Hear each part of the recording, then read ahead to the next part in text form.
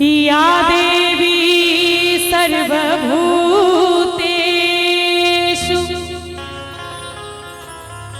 शक्तिरूपेण संस्थिता नमस्तस्यै नमस्तस्यै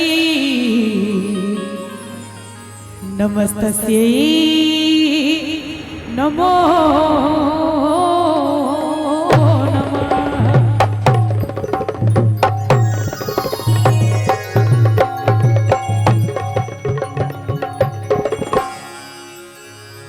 नभ का लाठी लो करब श्रृंगार हे जग जननी मैया।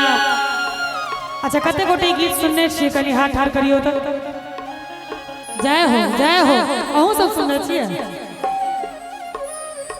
नभ का लाठी लो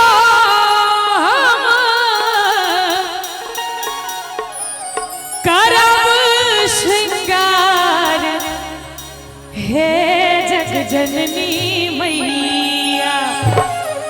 अब ताली बजेबे तहने आनंद देते की दोनों हाथ उठा दियो एक बार सब गोटे कनी चाची अहूँ सब उठा दियो अहूँ सब उठा दियो और ताली बजा के हमरा संगे जगमग करतै आहा के दरबार हे जग जननी मैया।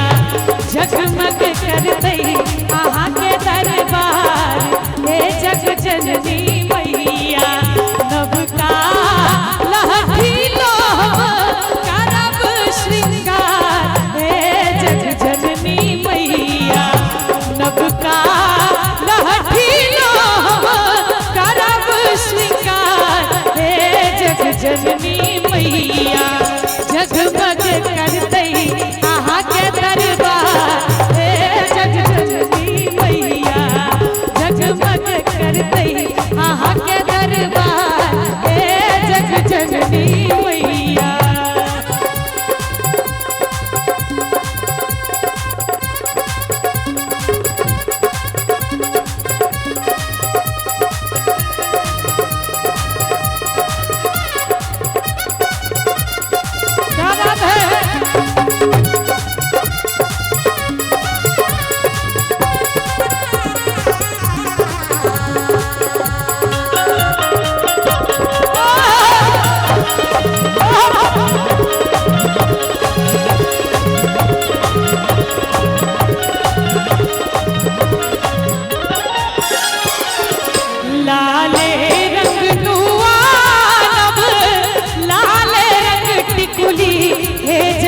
जननी मैया।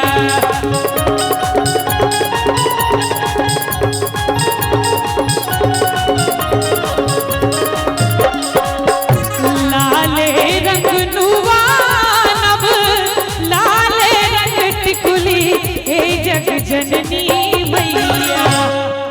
भजन नीक लागैया अहाँ सबके तोरा सबके नीक लगै छ।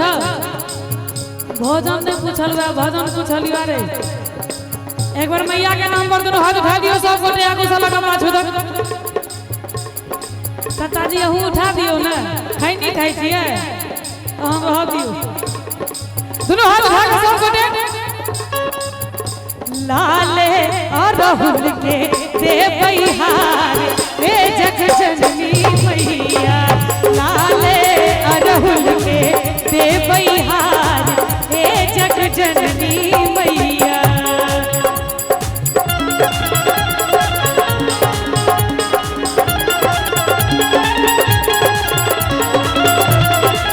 क्या बात है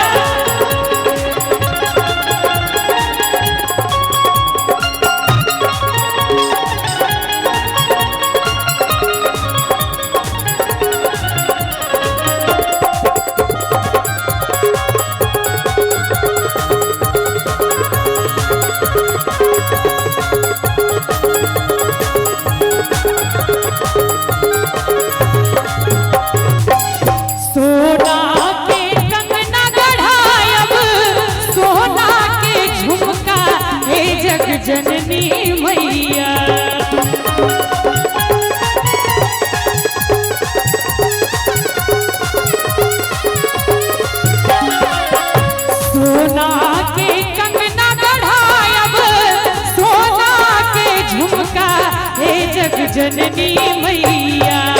बजबत रहो वहां सब। सोना के कंगना गढ़ायब सोना के झुमका हे जग जननी मैया। तई पर सोनपुर के झटका हे जग जननी मैया।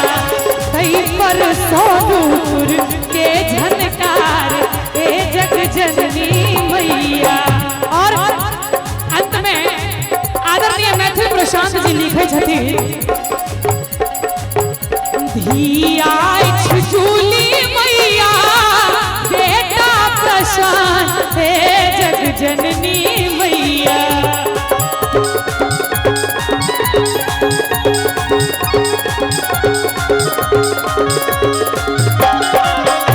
धिया जूली मैया बेटा प्रशांत हे जग जननी मैया। कि धिया जूली है बेटा प्रशांत है जग जननी मैया। अहाँ सबके होइत है जे कखन शुरू करते शादी बाद हमारा से मिलबै कि नहीं। लेकिन ये सब गीत हम कनी देर के बाद सुना ठीक है। एखन मैया के दरबार में छी त कनी काल एक बार दोनों हाथ उठा दियो सब गोटे आ देखियो उठा के नीचा ने करियो ताल पर ताली बजबियो हमरा संगे संगे की अहू सब उठा दियो ना। दुनु एगो एत किया रखने छिए दुनु आ ताली बजा के हमरा संगे भक्तों के सुनियो तने पुकार